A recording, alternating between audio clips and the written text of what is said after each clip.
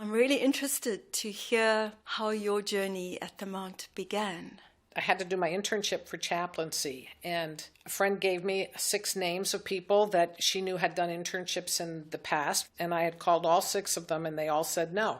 I was very discouraged, and the last person, I think I might have even started crying, and she said, "Oh, honey, don't worry. God has the perfect internship for you." I took that to heart, and I sat down and I said a prayer for God to show me where I was supposed to be, and immediately the Mount came into my head. And I called Jennifer right away, and she said, yes. She said it was such enthusiasm. And so that's how I came to do my internship. How did you find your experience initially of being at the Mount? The first time I saw it, I still remember coming up and seeing the building on the hill, and I immediately felt a presence of the Holy Spirit. It was like the place was on fire with love. I just felt it in my heart. Like, wow, this place is shimmering. And it was Mother Joseph Day. Part of Mother Joseph Day was for the staff to be invited down to the cafeteria to have dessert. And I'm thinking to myself, really? You can take a break? You can all go together and go sit for half an hour and nobody's working? Are you allowed to do this?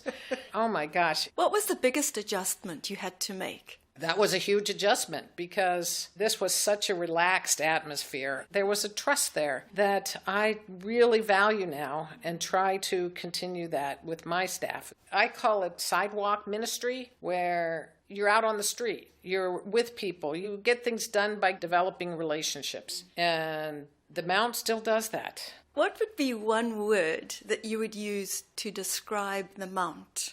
I would say that the Mount has heart. It prioritizes the language of caring, and the language of caring being not just words, but coming from the heart first, and then using your head, and then returning to the heart. That heart, head, heart makes such a huge difference as you connect with people. You have a story to share?